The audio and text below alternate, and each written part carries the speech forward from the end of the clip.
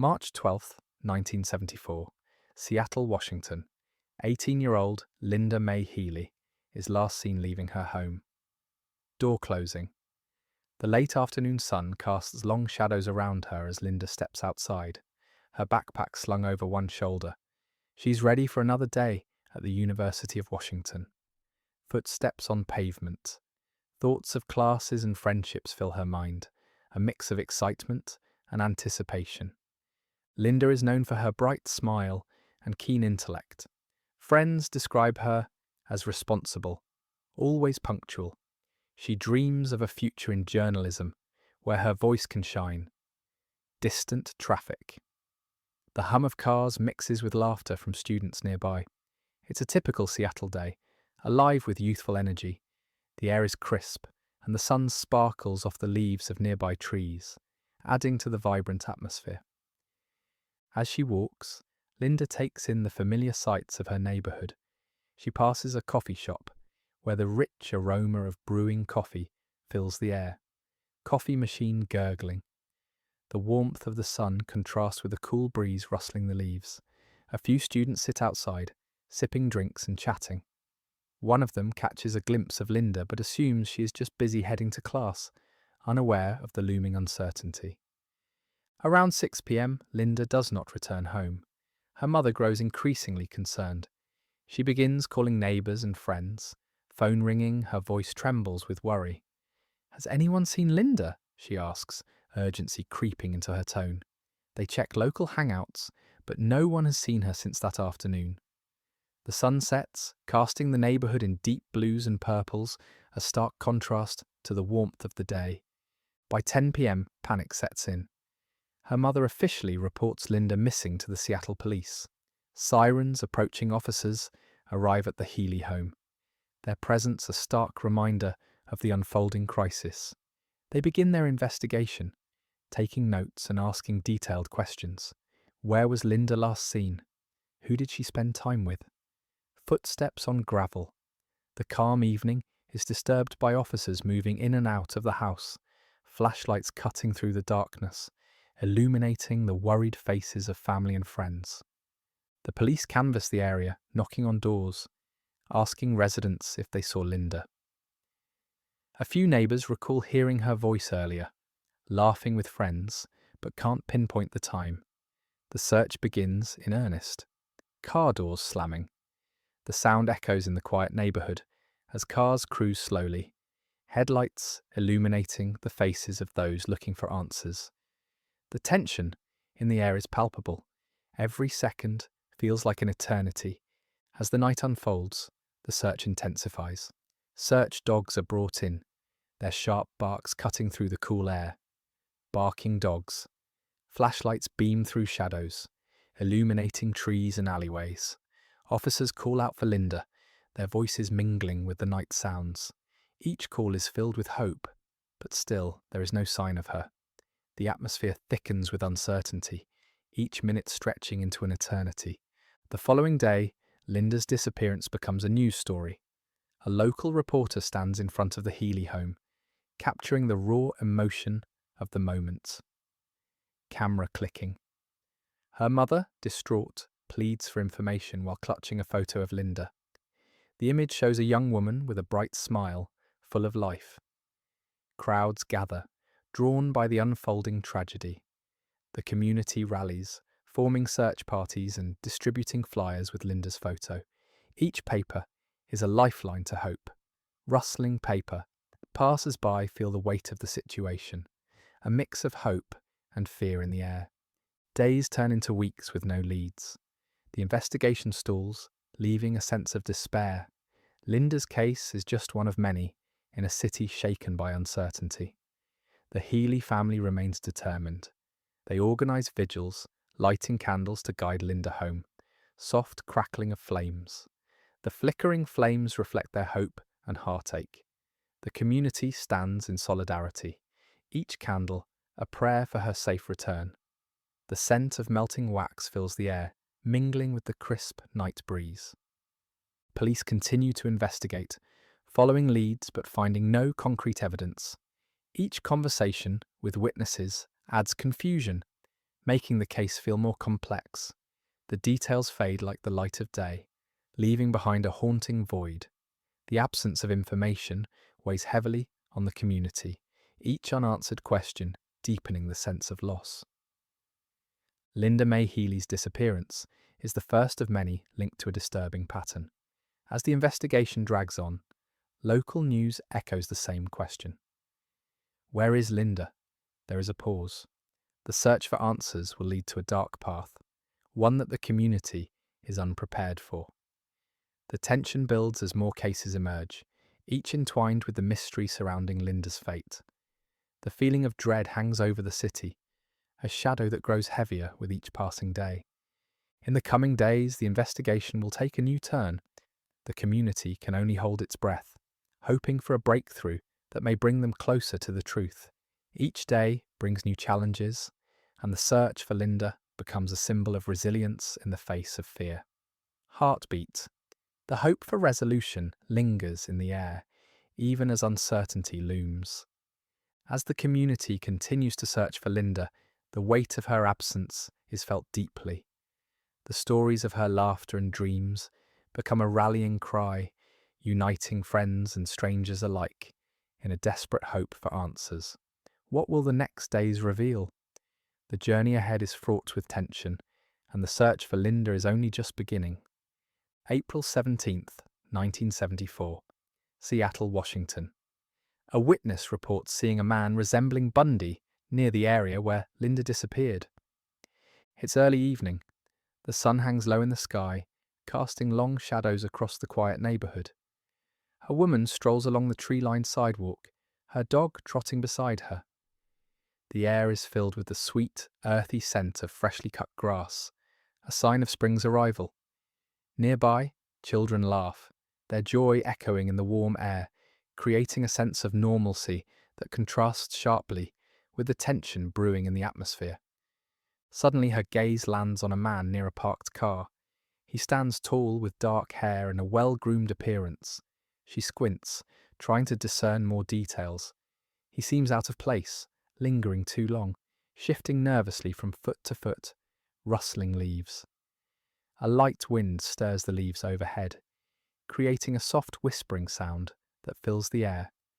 A chill runs down her spine, despite the warmth of the evening. Something about his demeanour raises her suspicion, like a shadow creeping into her thoughts.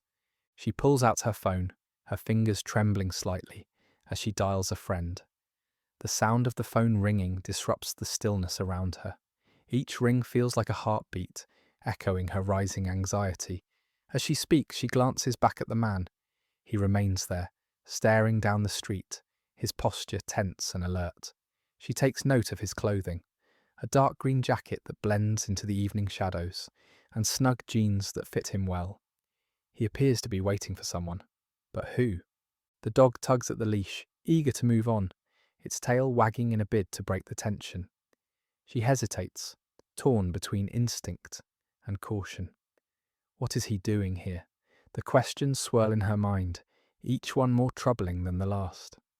After a few moments, the man turns and walks away.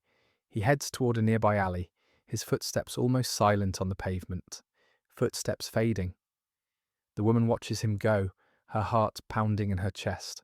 The sound of her dog panting fills the silence, a reminder of the normalcy she craves in this unsettling moment.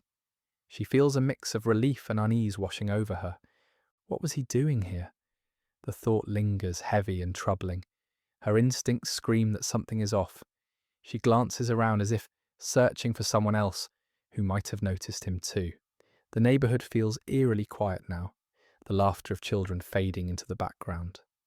As the scene unfolds, the implications of this sighting deepen. What will it reveal about the disappearance? The search for answers continues. The woman takes a deep breath, trying to calm her racing heart. She knows she must report what she saw. After finishing her call, she quickly heads home, her mind racing with thoughts of the man. What if he is connected to Linda's disappearance? The idea sends a shiver down her spine. She can't shake the image of him standing there, waiting. Once home, she relays the details to her family.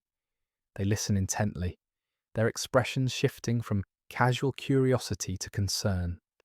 The weight of her sighting settles over the room like a thick fog. They discuss it, piecing together what they know about the area and the recent disappearances. The woman feels a sense of urgency building within her. She knows that every detail matters.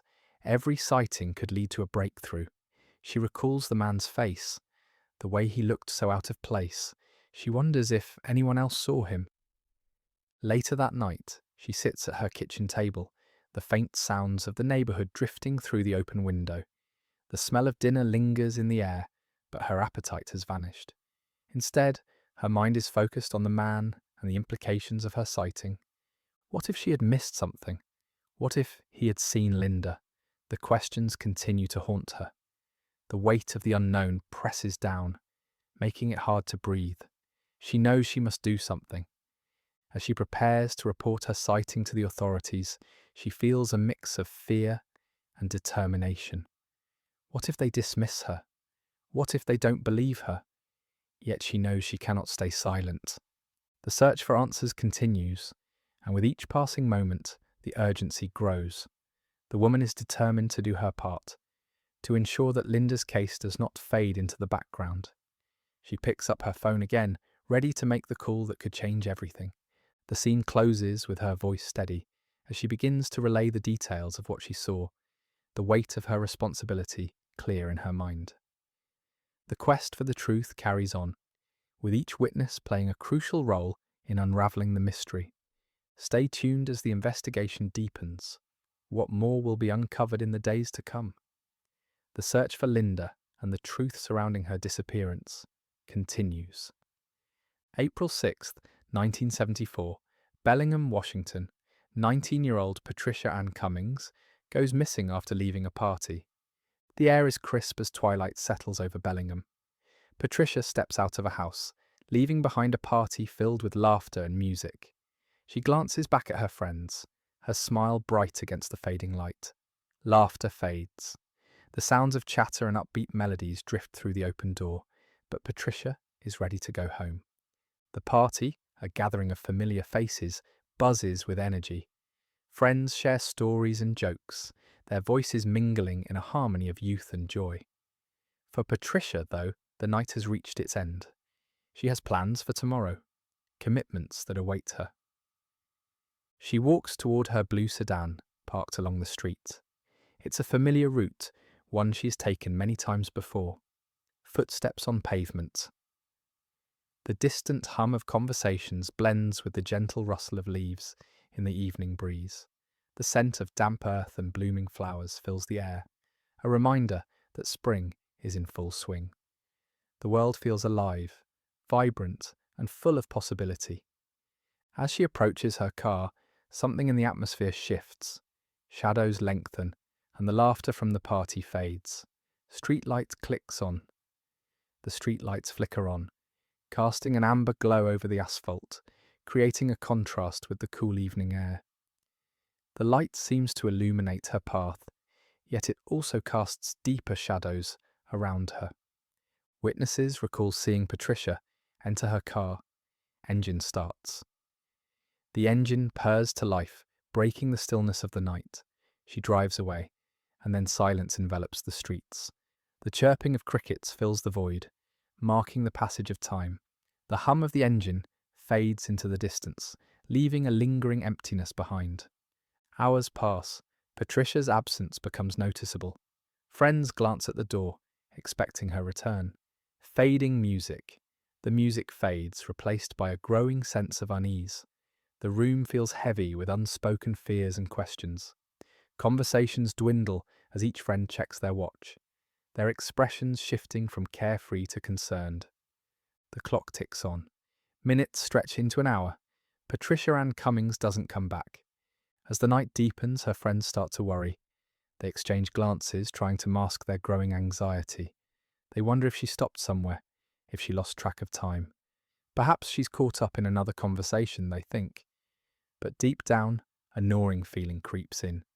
Finally, one of her friends decides to call her home. The phone rings, echoing in the stillness, but there is no answer. Phone ringing. The sound hangs in the air, a stark reminder that something is wrong. The friends gather their coats, determination set in their expressions. They step into the night, the cool air hitting their faces. Together, they decide to search for Patricia. They retrace her steps, heading to the party's entrance, then moving slowly down the street. The community begins to stir. News of Patricia's disappearance spreads quickly. Friends and family join the search, murmurs of conversation. The streets of Bellingham fill with worried voices, each echoing the same question: where is Patricia? Local police are notified. They arrive on the scene, taking notes and asking questions. The officers try to piece together the last moments of Patricia's life. What was she wearing? Who did she leave with? The inquiries flow like a river, each question adding to the weight of the unknown. Patricia's parents are informed. They rush to the scene, anxiety etched on their faces. Their daughter is missing, and every second that passes feels like an eternity. Footsteps rushing. The urgency in their movements underscores the gravity of the situation. As the search continues, the community bands together. Posters with Patricia's face are printed and distributed. "Have you seen her?" they ask, each plea a desperate cry for help. The vibrant smile of the young woman stares back from lamp posts and bulletin boards, a haunting reminder of her absence. The days stretch on. Search parties comb through nearby parks and wooded areas. Volunteers gather, driven by a shared hope. They call out her name, their voices echoing into the vastness of the night. Rustling leaves. The sound of footsteps crunching on twigs punctuates the silence, a reminder that they are not alone in this quest. Patricia Ann Cummings is still missing. As time passes, the sense of urgency transforms into a somber reality. The community grapples with the fear of what may have happened. Rumours start to swirl and questions arise. What could have happened to her? The mystery deepens. The pattern of disappearances begins to emerge. Patricia's case is not isolated. Her name joins a growing list, each one marked by uncertainty and heartbreak. The community cannot ignore the chilling coincidences. What happens next? The search for Patricia continues, but the shadows of fear loom larger. The police work tirelessly, trying to connect the dots. Each missing person becomes a thread in a larger tapestry of tragedy. The town of Bellingham holds its breath, waiting for answers. The pattern of disappearances linked to Bundy starts to unfold. Stay tuned as the investigation deepens and the truth begins to surface.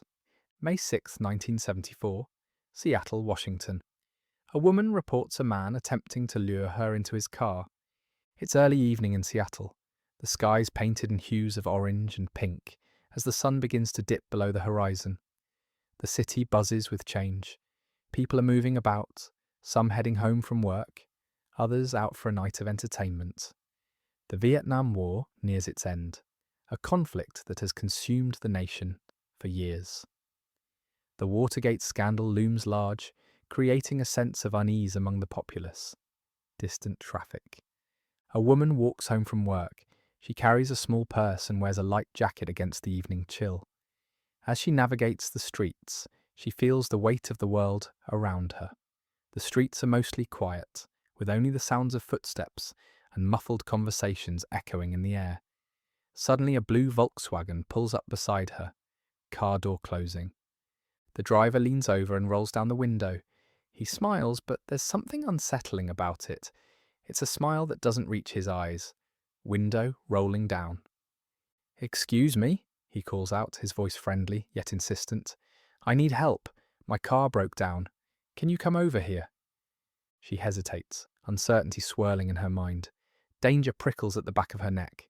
The street is mostly empty, a stark contrast to the bustling city, just a few blocks away. Her instincts scream for her to keep moving.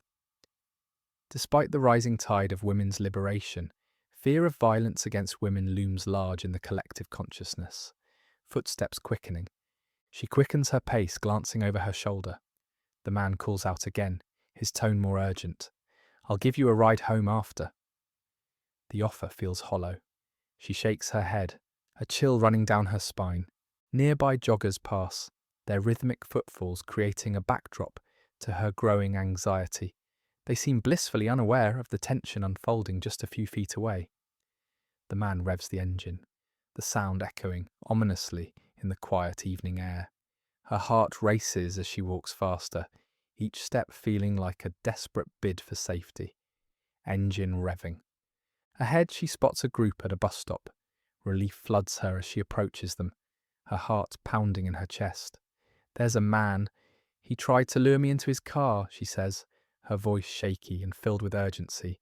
The group turns their attention to her, concern etched on their faces. They suggest calling the police, their expressions shifting from casual conversation to alarm. The driver of the Volkswagen accelerates away, tyres screeching against the pavement, leaving her shaken but safe. Tyres screeching. It's a stark reminder of the vulnerabilities women face, even in a city bustling with progress. The tension lingers in the air, a palpable reminder of the dangers that lurk, often unnoticed, in everyday life. She takes a deep breath, trying to steady herself. The sounds of the city, the distant chatter and the rustling leaves begin to fade into the background as she processes the encounter. There is a pause. Next, we'll explore the aftermath of this encounter and how it reflects broader societal issues of the time. 1974, May 31st, Seattle, Washington. 18-year-old Janice Ott is last seen at a lake. Janice is vibrant, full of life.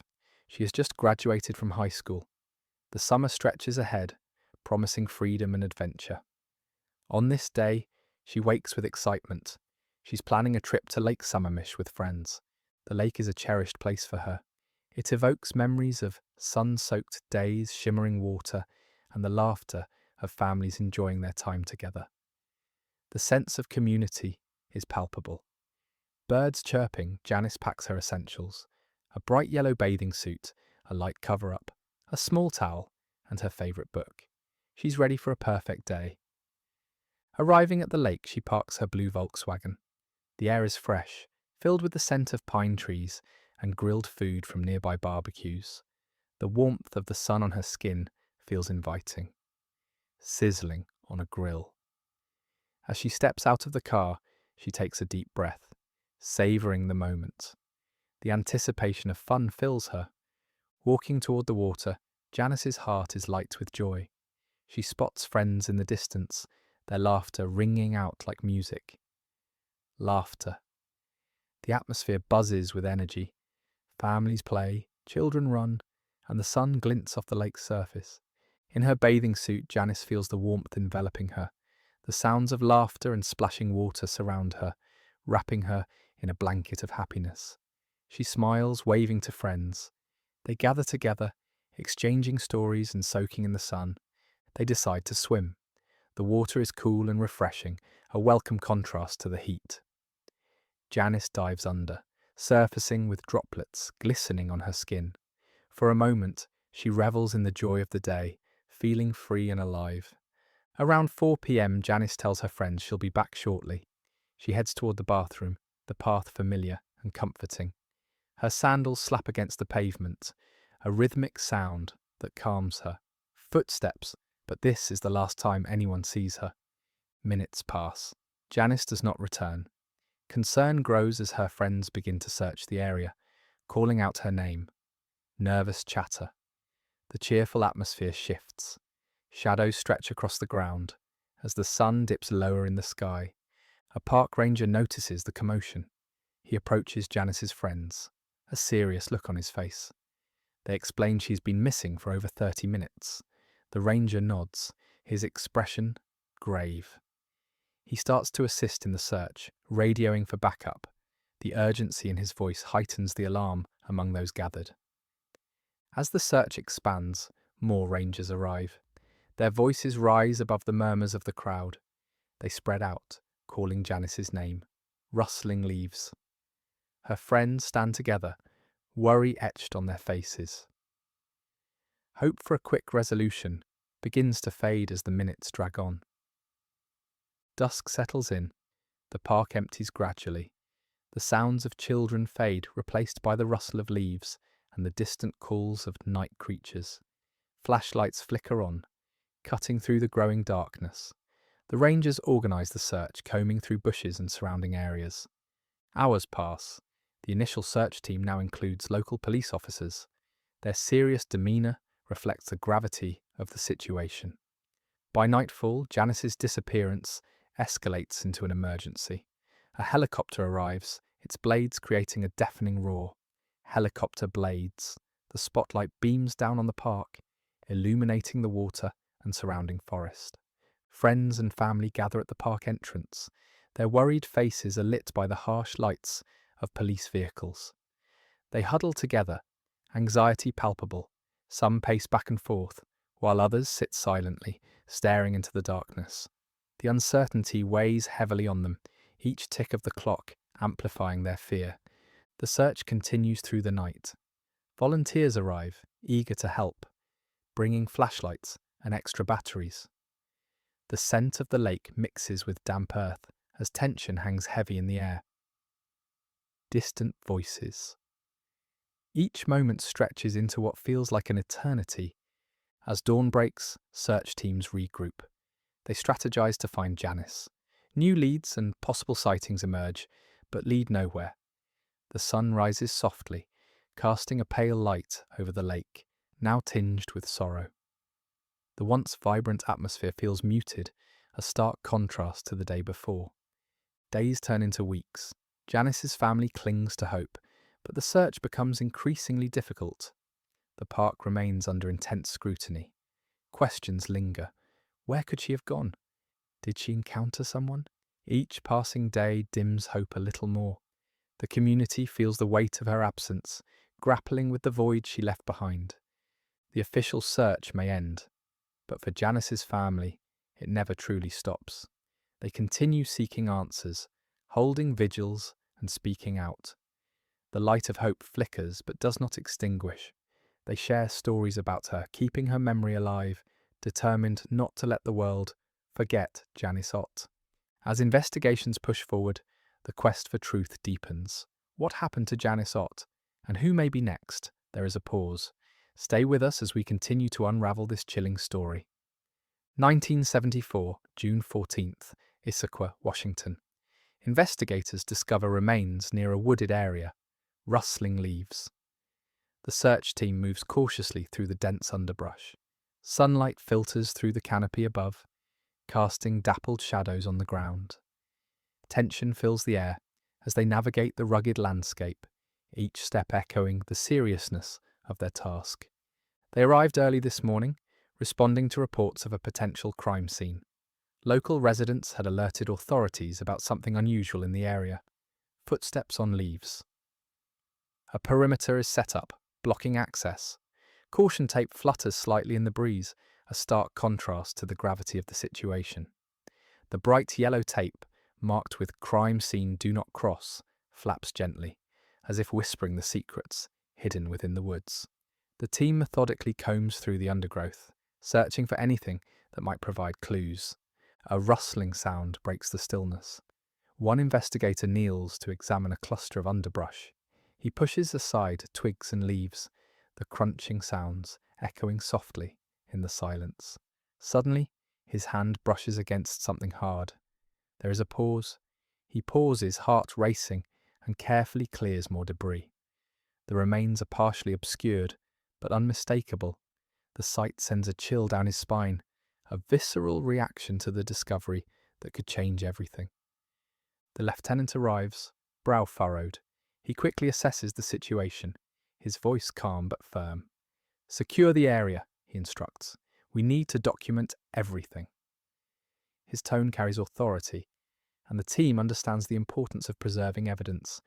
They pull out markers and cameras, each movement deliberate, driven by the urgency of their mission. Camera shutter. The sound punctuates the unsettling atmosphere, a reminder that they're capturing history in the making. As they work, the smell of damp earth fills the air. It's a rich, loamy scent, mingling with the faint aroma of decaying leaves. The investigators exchange glances, their faces set with determination. This discovery could be pivotal. They know the weight of what they've found, even if its significance remains unknown. The remains are transported to the medical examiner's office for identification. The investigator notes the chain of custody meticulously. Every detail is recorded: the time of discovery, the location, and the condition of the remains. Pen on paper. The sound fills the air, a steady rhythm amidst the chaos. It's a reminder that every note taken could be a piece of a larger puzzle. Nearby, an officer secures the site. He hears the distant sound of a stream, its gentle flow contrasting with the tension surrounding the scene. The officer remains alert, aware of the gravity of the situation, snapping twigs. As the team continues their work, the atmosphere thickens with unease. Each snap of a twig feels amplified, echoing the uncertainty that lingers in the air. Forensic teams arrive shortly after. They set up equipment and begin to examine the area. Each investigator wears gloves and protective gear, their movements precise, almost surgical. They comb through the site for any additional evidence, knowing that every detail counts. A flashlight beam cuts through the dim light, illuminating scattered leaves and dirt, revealing the hidden complexities of the scene. A forensic specialist kneels beside the remains, taking photographs. She records the position of the bones, capturing every angle. Her camera clicks repeatedly, the sound sharp in the quiet forest. Each image tells a story long hidden beneath the surface, a narrative waiting to be unearthed. Her focus is unwavering, as if she can sense the weight of the lives affected by what she's documenting. Nearby, a dog barks, disrupting the stillness. The sound reverberates through the trees, a reminder of life continuing outside this somber moment. But here, in this secluded spot, time seems to stand still. The remains hold secrets, waiting to be uncovered. The investigators push through the distractions, their focus unwavering, driven by a shared sense of purpose. Hours pass as the team meticulously documents the scene. The sun begins to dip low in the sky, casting longer shadows. The light shifts, creating a different atmosphere. The once ordinary wooded area transforms into a site of deep investigation. Nature's beauty contrasts sharply with the grim task at hand, a juxtaposition that feels almost surreal. As evening approaches, the team prepares to leave. They gather their equipment, ensuring everything is documented and collected. The lieutenant issues final instructions, emphasizing the need to remain vigilant. This case is not closed, it has only just begun. The weight of the unknown hangs heavy as they contemplate what lies ahead. With the last markers placed, the area is cleared. The investigators step back, reflecting on what they've found. There's a mixture of hope and dread in the air. They know this discovery might lead them closer to the truth, but the weight of the unknown lingers. It's a heavy burden for those who seek justice. The team exits the woods, leaving the site behind. Rustling leaves. The sounds of the forest return, hiding the evidence within its depths. The air grows cooler as night falls, a reminder of the darkness that often accompanies such discoveries. The rustling leaves and chirping crickets create a haunting symphony, echoing the tension that still hangs in the air. The next steps are vital. The team will analyse the evidence, hoping it will lead them to answers. Will they connect these remains to a larger pattern of crime? Each investigator carries the weight of this question as they drive away from the scene, their minds racing with possibilities. Car engines starting. As they depart, their thoughts are focused. Each member understands the significance of what they've uncovered. They're not just solving a case, they're seeking justice for someone who can no longer speak for themselves. The road ahead is uncertain, but the determination to uncover the truth is unwavering. The journey to uncover more about the remains is just beginning. The next phase will involve examining the findings, piecing together a story long buried in the woods. What will emerge as they delve deeper into this investigation? Only time will tell. Fading footsteps. The forest now silent, holds its secrets tightly, waiting for the truth to be revealed. July 17th, 1975, Utah. Ted Bundy is arrested after a traffic stop reveals suspicious items in his car. It's a late summer evening. The sun sets, casting long shadows on the asphalt. A Utah Highway Patrol officer spots a Volkswagen Beetle weaving slightly between lanes. His instincts kick in. He pulls the vehicle over. The patrol car's lights flash blue and red, slicing through the dimming light. The Beetle comes to a slow stop on the empty road, the engine's hum fading into the background. The officer approaches the driver's side window. He catches a faint whiff of gasoline mixed with warm tyres. Inside, Ted Bundy sits behind the wheel. He appears calm, yet the officer notices the tension in Bundy's grip on the steering wheel. His knuckles are white against the dark interior, a subtle sign of the pressure building within him. "Do you know why I stopped you?" the officer asks, his voice steady. Bundy gives a vague answer, almost rehearsed, as if he has anticipated this moment. The officer scans the cluttered interior, items scattered across the seats and floor. A half-eaten sandwich, crumpled maps, an unlit cigarette. Something feels off, a gut feeling that something isn't right. "Step out of the car," the officer instructs. Bundy exits, the cool evening air brushing against his skin. The officer catches sight of something in the back seat, a pair of handcuffs and a crowbar. A chill runs down his spine. The air grows colder as the sun dips below the horizon, the darkness creeping in. "Why do you have these?" the officer questions, his voice firmer now. Bundy offers an explanation that lacks conviction, his words tumbling out without confidence. The officer's eyes narrow, suspicion deepening. He radios for backup, his heart pounding as he prepares to investigate further. When the second officer arrives, the first begins a more thorough search of the car. The sound of a flashlight clicking on echoes in the cool evening air. The beam illuminates the clutter, revealing a ski mask, rope, and other concerning items. Each object raises alarms, the weight of their implications settling heavily in the atmosphere. The first officer grabs a small bag from the back seat, feeling its weight. It contains women's personal effects, items that belong to someone else. A lipstick tube, a hairbrush, a charm bracelet tumble out, each one a stark reminder of a life that is not Bundy's. The officer's gut tightens. He knows he must act decisively now. The stakes have escalated. "Step back," the officer commands Bundy, his voice sharp and authoritative. They secure Bundy in handcuffs. The sound of metal clicking against metal rings out, a stark contrast to the stillness around them. Bundy's calm confidence fades, uncertainty creeping into his expression. As he is escorted to the patrol car, Bundy glances back at his vehicle. The officers continue to rummage through it, pulling out more suspicious items. A cold breeze rustles the nearby trees, adding to the eerie atmosphere. The faint rustle of leaves and the distant sound of a train whistle create an unsettling backdrop, amplifying the tension in the air. The officers begin to question Bundy more aggressively, asking about the items found in the car. Each question feels like a hammer striking a nail, driving deeper into the mystery surrounding him. He hesitates, his answers becoming evasive. Each question deepens their suspicions, weaving a web of doubt around his character.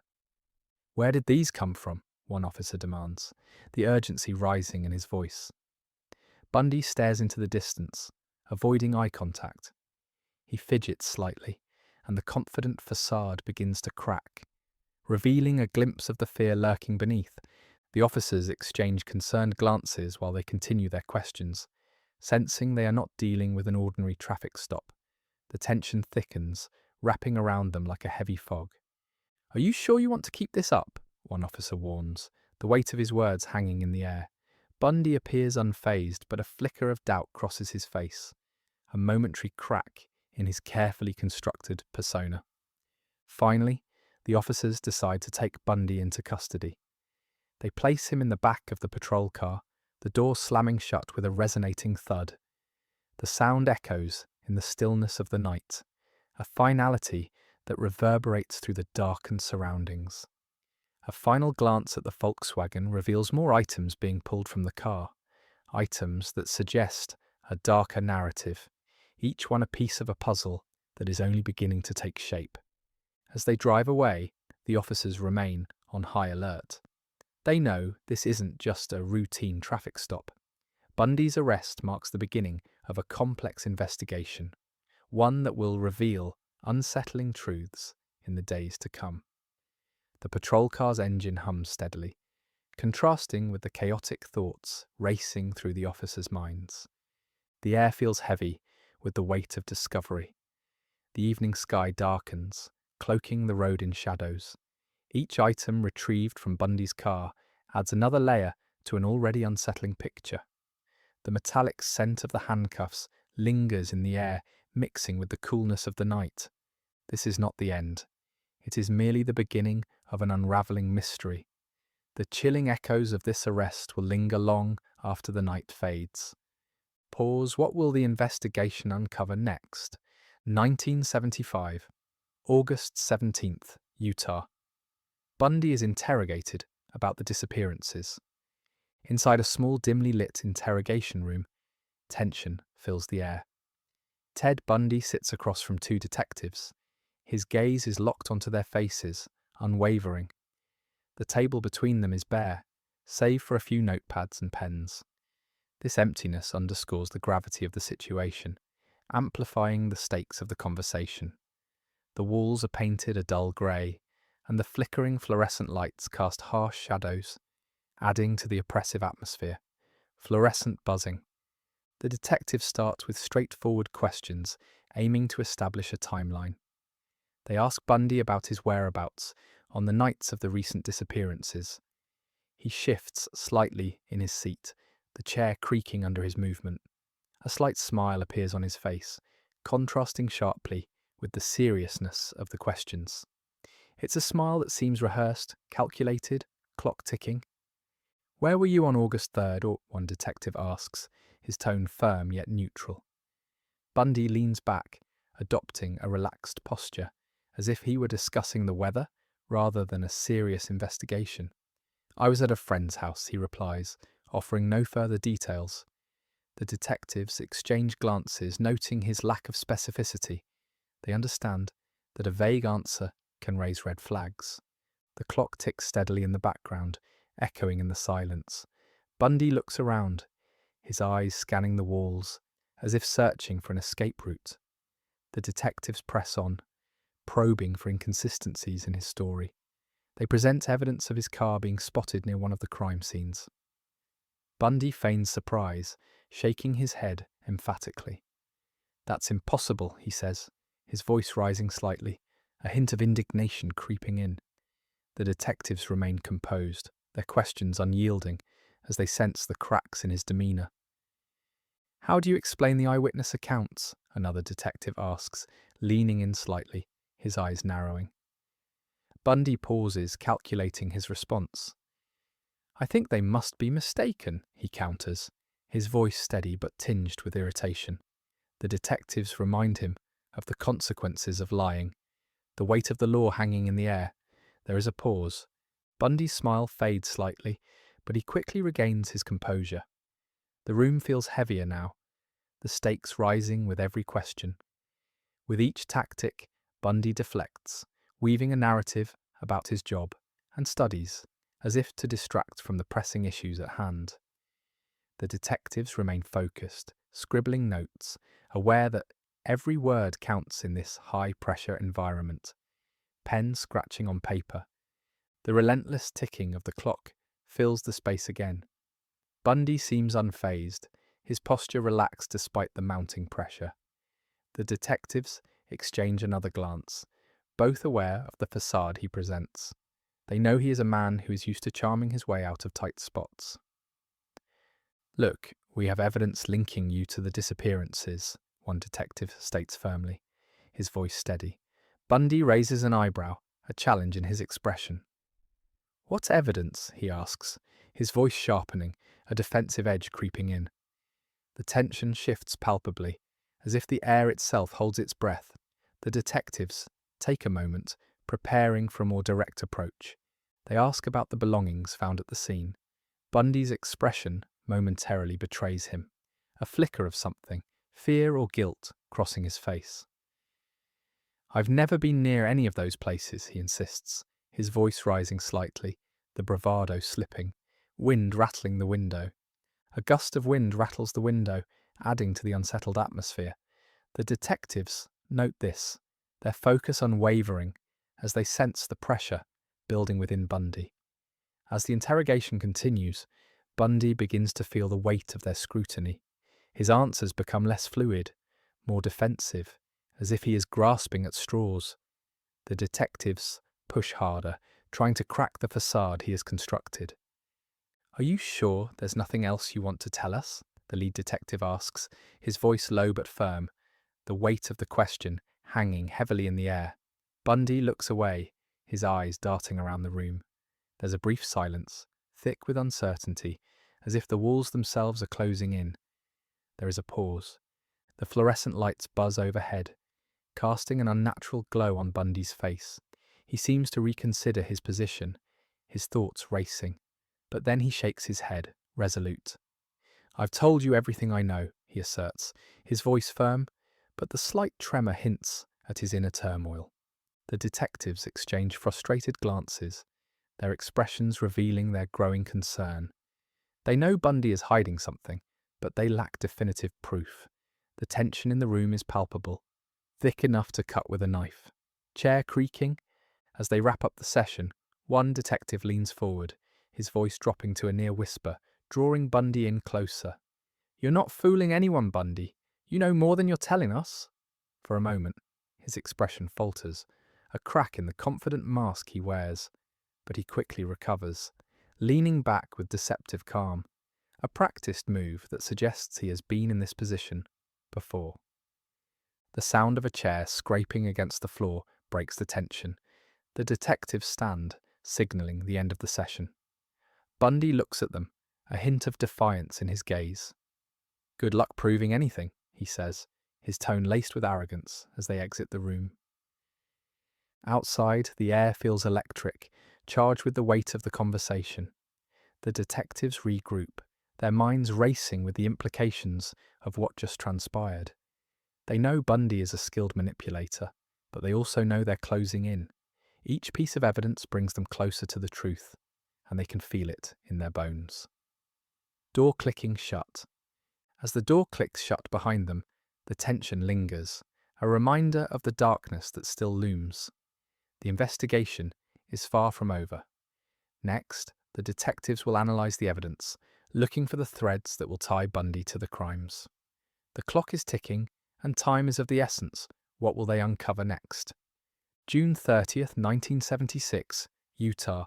The trial of Ted Bundy begins, drawing significant media attention. The atmosphere is electric, charged with a mix of anxiety and anticipation. The courtroom buzzes with whispers.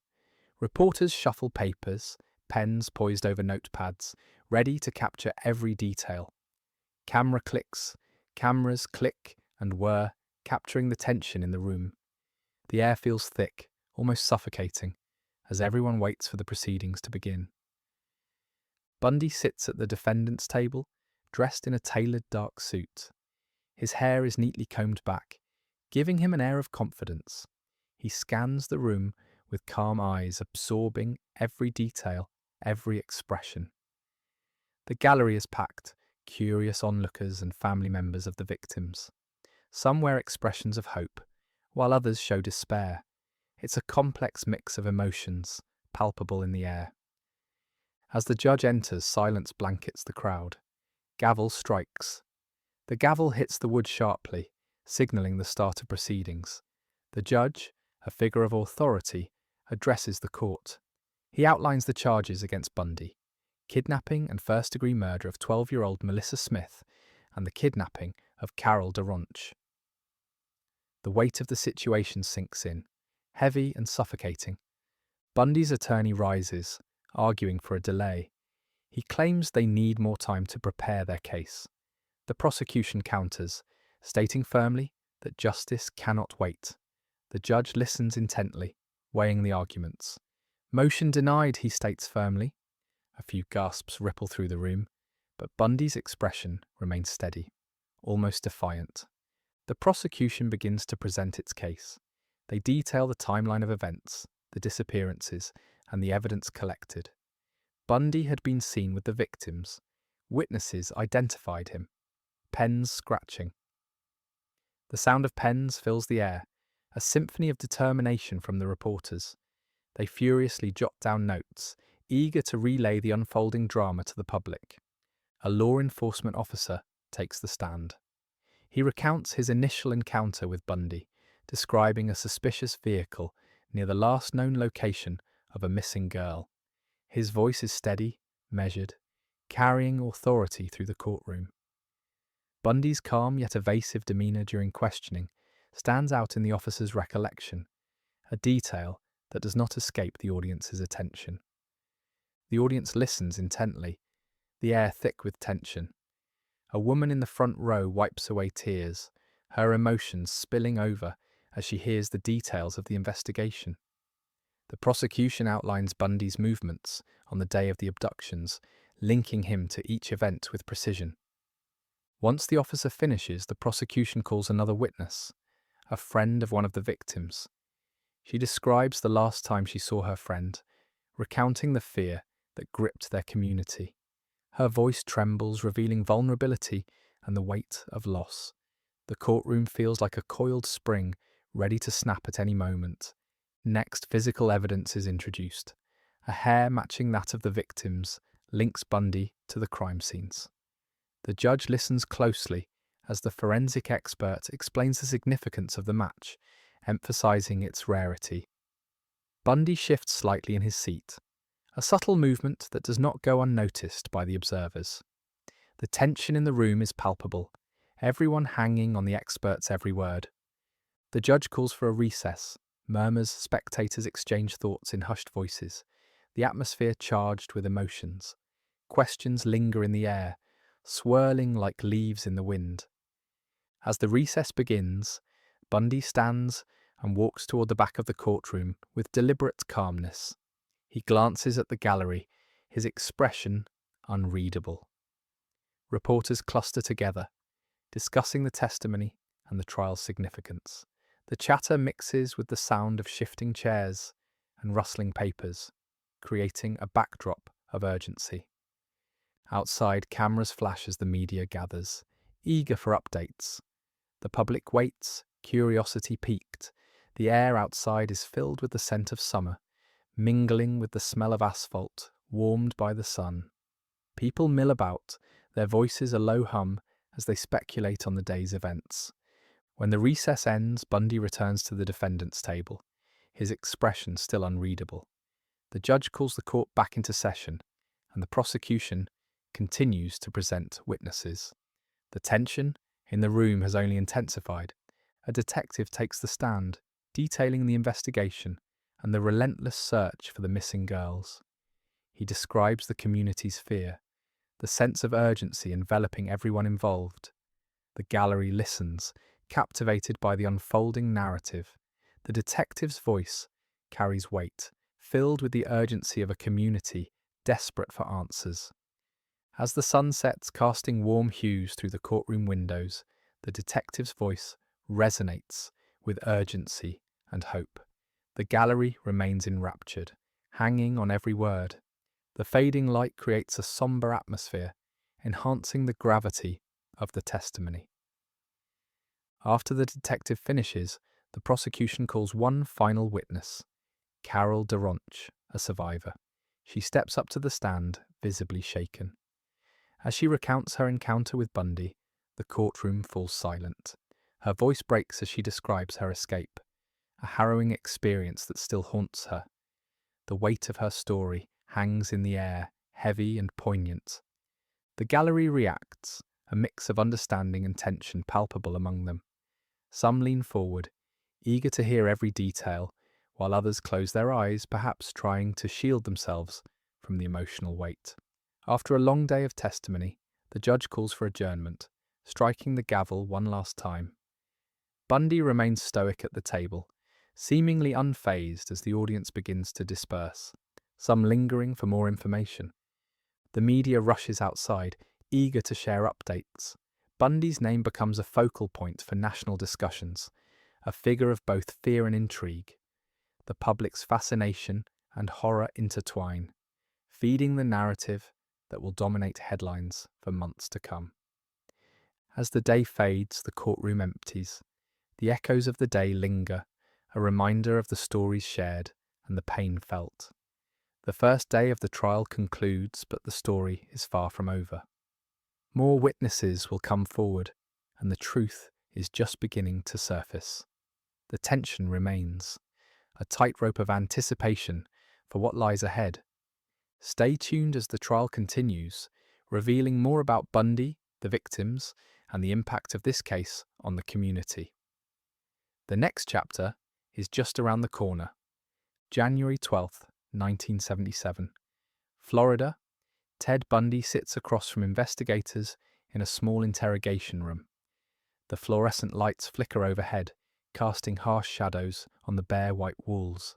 It's a sterile environment, filled with an unsettling tension. The air carries a faint smell of antiseptic, a reminder of the gravity of the situation. Flickering light. Bundy leans back in his chair, appearing calm and composed. He seems almost too relaxed, given the circumstances that brought him here. The investigators, seated across the small table, are ready. Pens are poised, waiting to capture every word he utters. There is a pause. "Tell us about the murders," one investigator prompts, his voice steady but firm. Bundy shifts slightly in his seat, his demeanour unchanging. He narrows his eyes and takes a breath before beginning to speak. He starts listing names, victims whose lives were abruptly ended. Each name he utters hangs heavily in the room, a grim reminder of the reality behind his calm facade. The investigators lean in closer, their expressions serious as they take note of every detail. Bundy recalls locations where bodies were discovered, places now steeped in horror, pen scratching on paper. University of Washington, Lake Sammamish, he states, his voice steady yet unsettling. The investigators listen intently, pens moving quickly across the pages, capturing the chilling specifics of his confessions. There is a pause. Bundy details his actions with a methodical precision. There is no hesitation in his voice. He recounts how he planned each encounter, each moment leading to the tragedies. The investigators exchange glances, a mix of disbelief and resolve written across their faces. Clock ticking. "Why did you do it?" One investigator breaks the tension.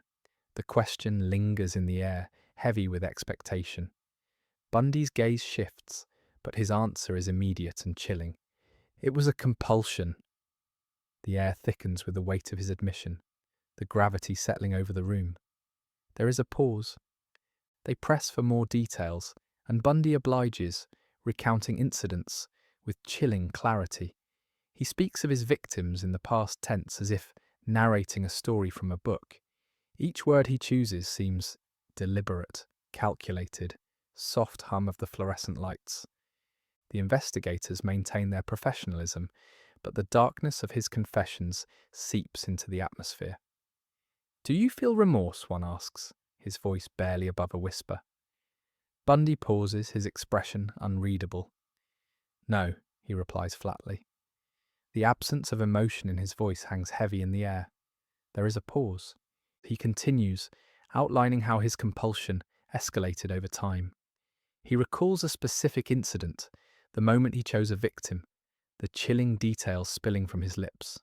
The investigators lean in, pens scratching against paper, eager to capture every nuance, paper rustling.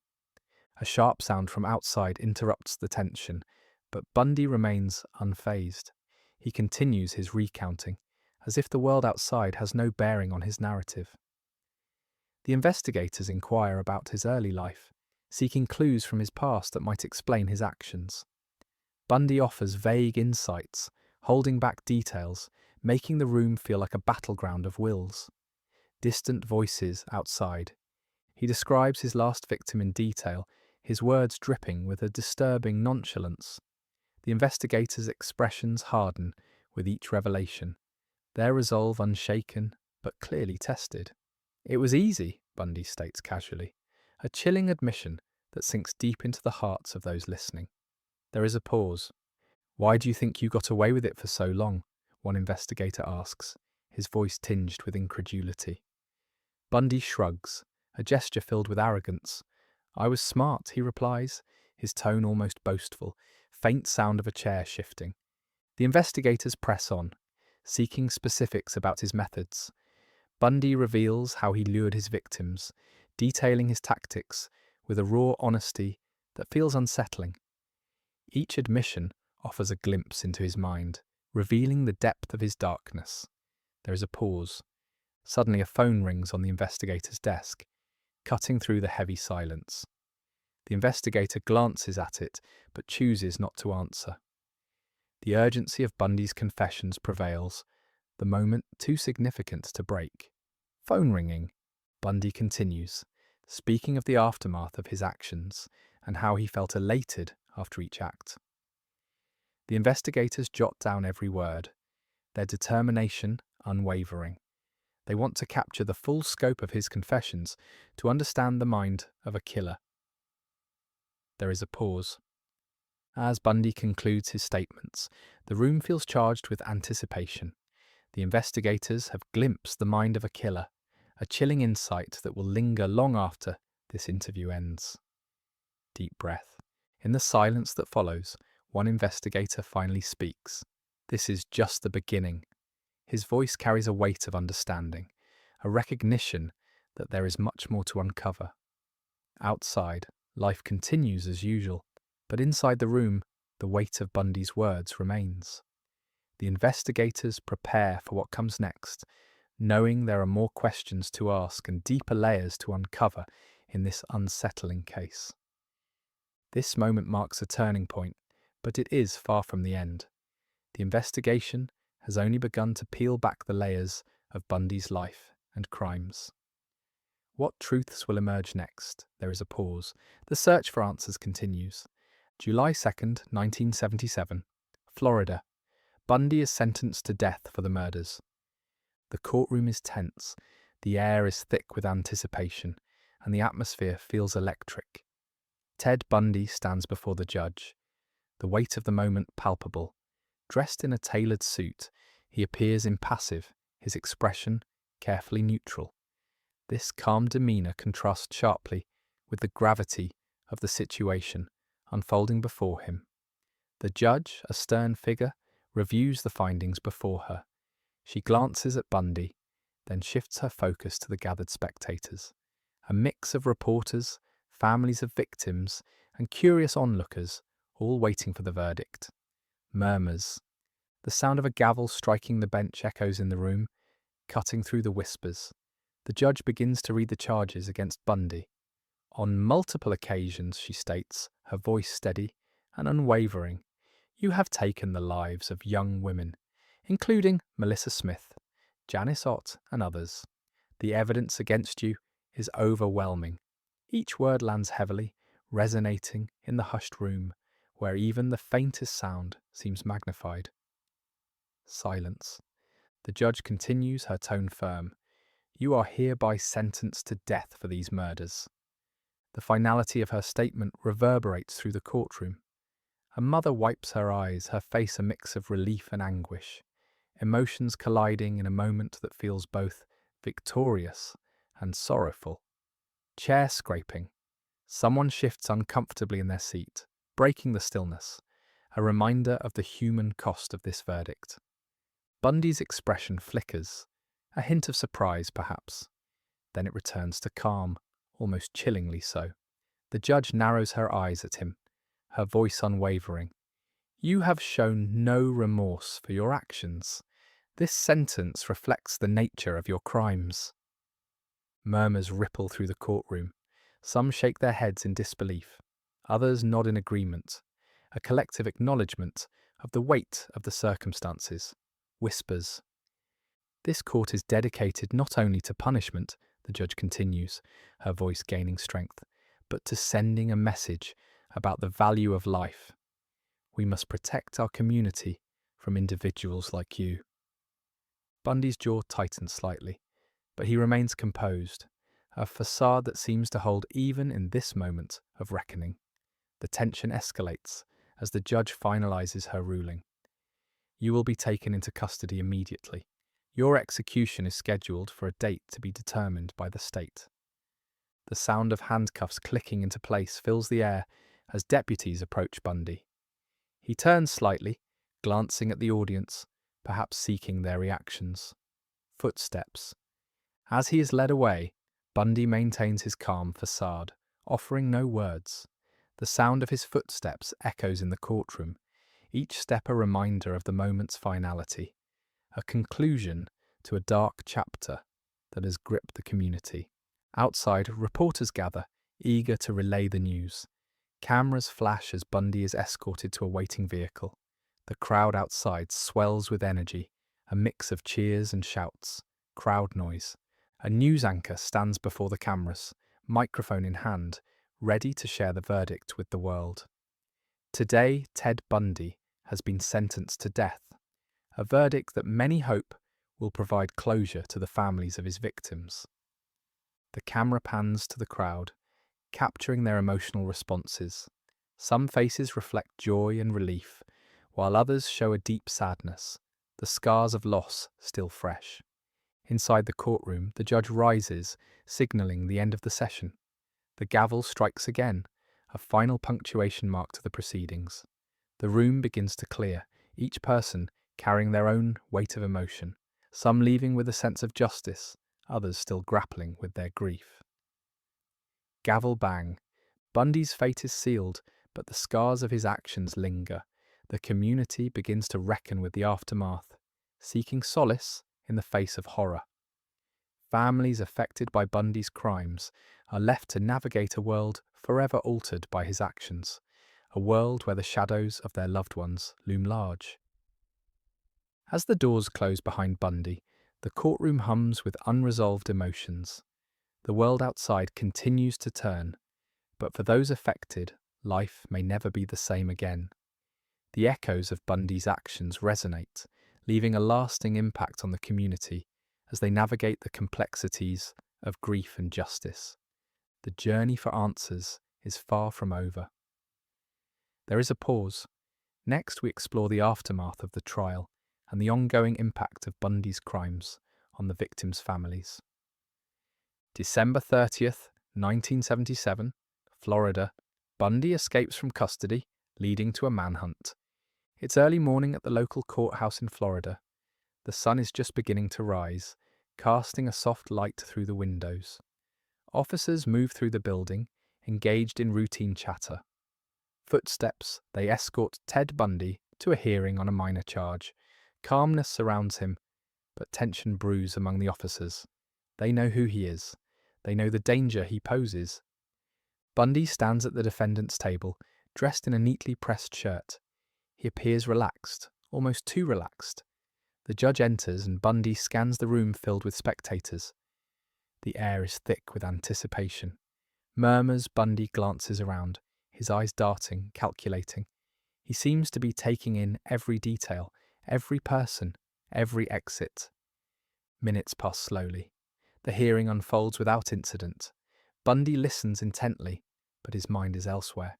He seems to be plotting, waiting for the right moment. The tension in the room is palpable, as if everyone senses something is about to happen. Then suddenly Bundy bolts. He seizes the moment. A door swings open, and he is gone. Door slams. Officers react immediately. Confusion rippling through the courtroom. Shouts fill the space as urgency sets in. Shoes pounding on the floor. The calm morning has transformed into chaos in an instant. Outside, a patrol car stands idle. The driver receives a frantic radio call. Officers describe Bundy's escape and his last known direction. They know his face well. They have seen the chaos he can create. Inside the courthouse, chaos reigns. Officers rush to the exits, shouting commands.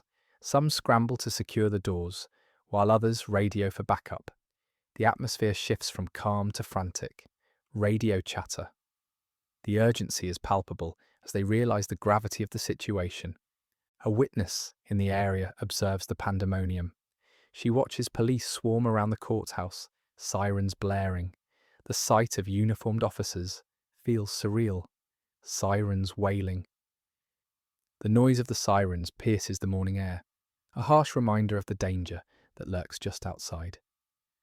Back inside, officers gather in the hallway, strategizing. "We need to find him now," one officer urges, his voice tense. They begin coordinating their search, urgency driving their every move. The weight of their responsibility is evident on their faces. They know Bundy has evaded capture before. As the minutes tick by, the reality of Bundy's escape sinks in. The search has begun. Officers spread out, fanning out into the surrounding streets. Each one is focused, determined to catch the man who has eluded them so many times. Footsteps quickening. The courthouse becomes a hub of activity. Officers exchange information, checking in with each other. They are well aware that time is of the essence. Bundy is smart. He has escaped once before, and they cannot let it happen again. Outside, the sun rises higher, casting long shadows on the pavement. Officers flood the streets, their radios crackling with updates. They set up roadblocks, searching every vehicle that passes through. Every driver is questioned. The tension in the air is almost suffocating. Meanwhile, Bundy moves through the city, blending into the crowd. He knows how to remain inconspicuous. He walks with purpose, eyes scanning for any sign of danger. Distant chatter. The sounds of the city surround him, but his mind is focused. The manhunt intensifies. Officers knock on doors, asking residents if they have seen him. Flyers with Bundy's photo are distributed, his face a grim reminder of the threat he poses. Paper rustling. The community is on high alert, and fear begins to spread. As hours pass, the search efforts grow more frantic. Officers regroup, sharing any possible sightings. "We can't let him get away again," one officer insists, determination etched on his face. The adrenaline is palpable. In the background, the sun begins to set, casting a golden hue over the landscape. The day is slipping away, but the search continues. Bundy remains elusive, a ghost in the shadows. Radio static. What will they uncover as they hunt for him? The atmosphere is thick with urgency. Officers know they are racing against time. They must act quickly. Bundy is dangerous, and every second counts. There is a pause. The manhunt has only just begun. What will the night reveal? January 15th, 1978. Florida. Bundy is captured again, after a brief period on the run. Law enforcement officials surround a gas station in Pensacola, Florida. The tension is palpable as officers prepare to apprehend Ted Bundy, who has evaded capture for weeks. Distant chatter. Inside the station, Bundy approaches the register, casually chatting with the attendant. He appears relaxed, but the officers know better. They wait in silence, watching his every move. Soft footsteps. Outside, the sun sets low, casting long shadows across the pavement. The faint sound of a car engine breaks the stillness. The officers exchange glances, aware of the stakes. This is not just another arrest. It's a pivotal moment in a troubling investigation. Engine revving. The gas station is modest, its exterior chipped and worn. Inside, fluorescent lights flicker, casting a harsh glow. Bundy makes a purchase, hiding behind a mask of calm confidence, unaware that his time is almost up. Cash register ringing. Suddenly, a deputy signals to the team. They move in unison, positioning themselves near the entrance. Bundy exits the store, a small paper bag in hand. The officers spring into action. Hurried footsteps. "Bundy, stop!" one officer shouts, his voice echoing off the walls. Bundy's head snaps up, surprise flashing across his face. Startled gasp. The sound of footsteps thunders as the officers rush toward him. Bundy's instincts kick in, but it's too late. They close the distance, grabbing his arms and pulling him to the ground. A scuffle ensues. Struggle. Bundy struggles, but is quickly overpowered. The officers cuff his hands behind his back, the metal cold against his skin. He's captured again, and this time there are no escape routes, clinking handcuffs. As they lift him to his feet, Bundy maintains an air of defiance. He scans the faces of the officers, who are resolute and unyielding. There's no room for his charm or manipulation here. Deep breaths. "Get in the car," an officer commands. Bundy complies, his movements deliberate. He knows the game has changed. As he steps toward the patrol car, he catches a whiff of exhaust mingling with gasoline, a sharp reminder of the stakes involved. Car door opening. Inside the vehicle, Bundy sits back, his expression unreadable. The officers secure him, double-checking the handcuffs. They exchange comments about the capture, relieved to have finally apprehended one of the most notorious criminals in the country. Quiet chatter. Anyone want to bet he'll try to talk his way out of this? One jokes, attempting to lighten the mood. The others laugh softly, tension easing slightly.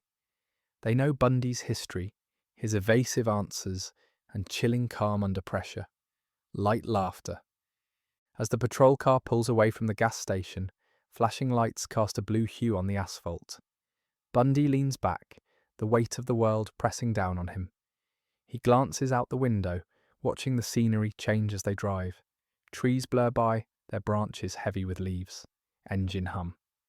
The sounds of the city fade as they head toward the police station. The hum of the engine becomes a comforting backdrop to the officers' chatter as they review the details of Bundy's recent evasion.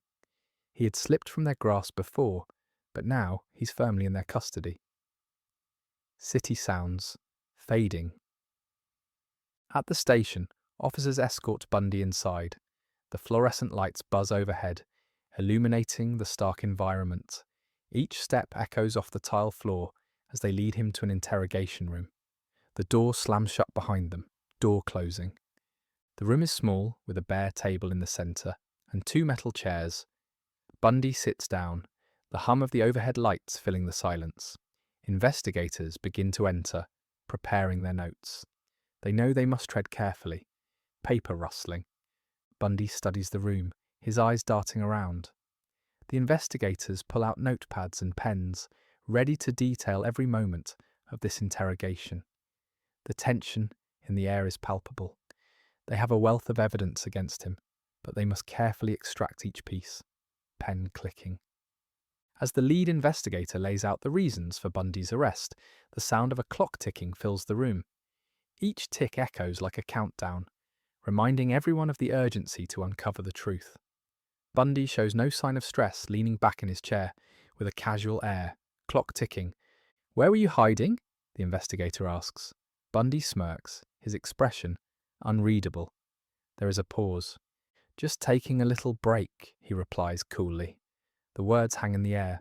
The investigator maintains steady eye contact, refusing to be drawn in by Bundy's bravado. Silence. Bundy's tone shifts as the questions become more pointed. He shifts in his chair, his calm facade beginning to crack. The investigator presses on, detailing the evidence found on Bundy when he was arrested. Chair creaking. "Your car was filled with suspicious materials," the investigator states, watching for Bundy's reaction. Bundy's expression remains steely, but the tension around his eyes gives him away. Deep breath. "Those items don't mean anything," he counters. The investigator jots down his words, feeling the weight of the moment. The walls of the room feel closer as Bundy's defiance rises, pen scratching. As the interrogation continues, the atmosphere thickens with layers of denial. Bundy tries to maintain control, but the investigators are relentless, determined to peel back the layers of his carefully constructed facade. Tense silence. The clock ticks on, marking the passage of time in this small room. Bundy glances at the door, a fleeting moment of vulnerability, but he quickly composes himself, crossing his arms defiantly.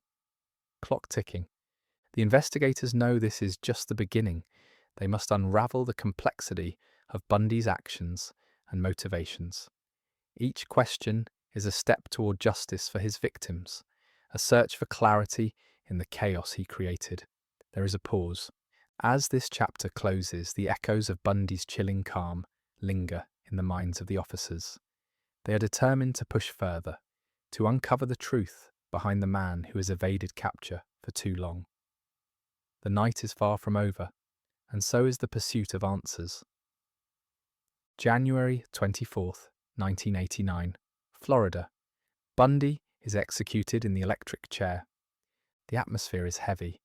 The execution chamber is stark and clinical. White walls reflect the fluorescent lights, creating an almost sterile environment. A small group of witnesses wait silently, their expressions a mix of anticipation and solemnity. Footsteps. The sound of boots echoing against the floor adds to the tension in the air. Bundy sits in the chair, calm yet eerily composed. His demeanour is unsettling. The straps are tightened around his arms and legs, binding him to the chair that will deliver his fate. There is a pause. Outside, the world continues, unaware of the finality about to unfold within these walls. Cars pass by, and life goes on.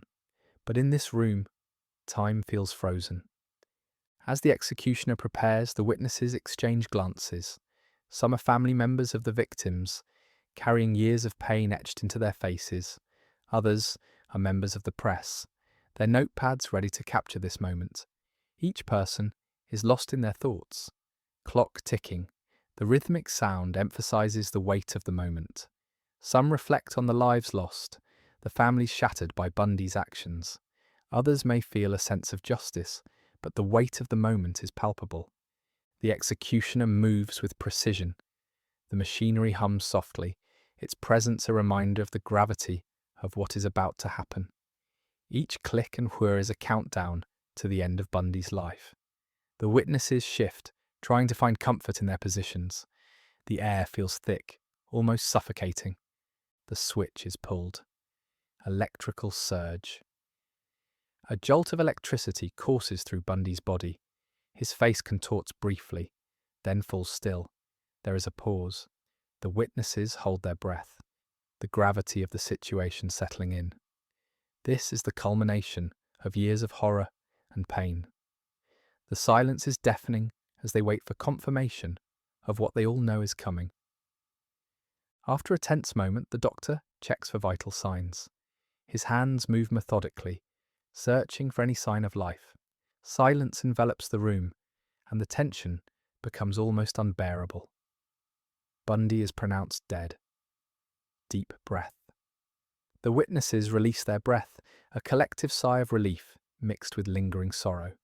Some wipe away tears while others remain stoic, staring blankly at the scene before them. This moment marks the end of a dark chapter. Bundy's reign of terror is over, but the impact of his actions lingers in the hearts of countless families. The pain of loss, the fear he instilled in communities, and the unanswered questions haunt those left behind. But even as the curtain falls on Bundy's life, questions remain. What truths remain buried in the shadows of Bundy's mind? What will the investigation uncover next? There is a pause.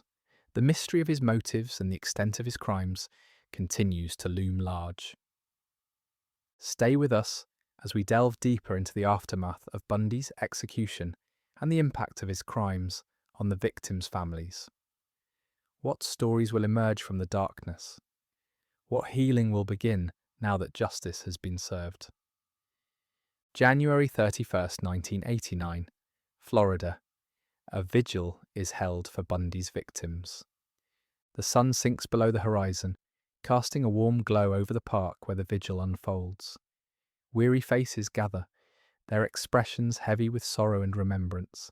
Candles flicker in the light breeze, illuminating the solemn atmosphere. Soft wind. A woman steps forward, tears glistening in her eyes. She clutches a photograph of her sister, one of Bundy's victims. "She was my best friend," she says, her voice trembling, yet resolute. Her laughter filled our home. Now there's an emptiness that can't be filled. The crowd listens intently, the weight of her words settling over them. Muffled sobs. Nearby a banner reads, "In memory of our sisters, never forgotten." The words resonate deeply, a reminder of lives stolen too soon. A local pastor raises his hands for silence, and the crowd grows quiet. Tonight, we remember the victims and the strength we find in each other, he states, his voice steady yet full of emotion. There is a pause. A woman in the front wipes her tears, gripping her daughter's photograph tightly. The image of the smiling girl draws attention, and nearby attendees reach out to offer comfort. The gentle rustle of leaves creates a soft backdrop to the emotional scene. Rustling leaves. The pastor leads a moment of silence. Candles flicker gently, creating a sacred atmosphere. Each person bows their head, remembering not just names, but the lives behind them. The air feels thick with grief, yet there is a sense of solidarity among those present. There is a pause.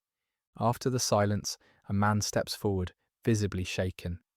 "We will not be silent any more," he declares, raising his candle high. "Let us be heard.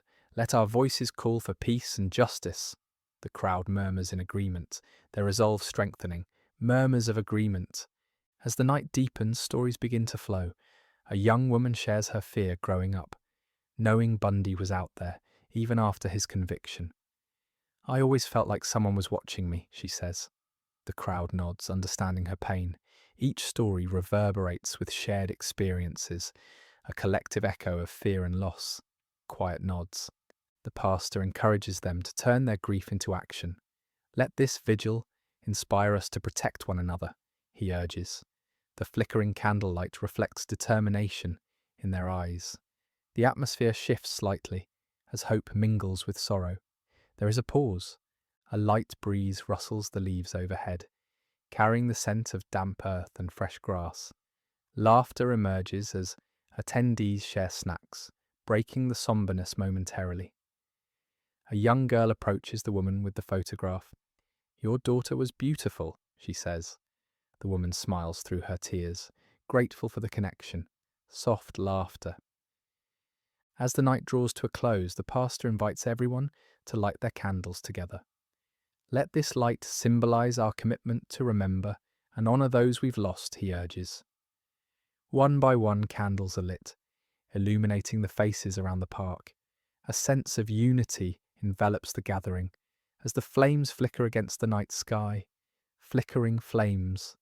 The flickering flames cast dancing shadows along the ground, weaving in and out among the gathering. The crowd forms a line, each person holding their candle high. It's a powerful sight, binding them together in their shared mission. The warmth of the candles contrasts with the cool evening air, creating a cocoon of light amidst the darkness. There is a pause. As the vigil concludes, the crowd disperses slowly, leaving behind a soft glow. The sound of footsteps fades into the night, replaced by the rustling leaves, a gentle reminder of those lost. Fading footsteps. This gathering reflects the lingering impact of Bundy's crimes, even after his conviction.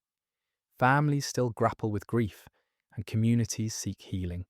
While darkness threatens to overshadow, light, fueled by love and remembrance, will always prevail. As they walk out into the night, questions remain unanswered, but tonight they find strength in unity. The vigil serves as a poignant reminder of the lives forever altered by tragedy. It highlights the need for community support and awareness in the face of danger. The echoes of shared stories linger in the air, a testament to resilience and hope. Next, the focus will shift to the aftermath of Bundy's trial and the ongoing search for justice. What challenges do families face in their pursuit of closure? How has the community changed in the wake of such horror? These questions will guide the exploration of their journey forward.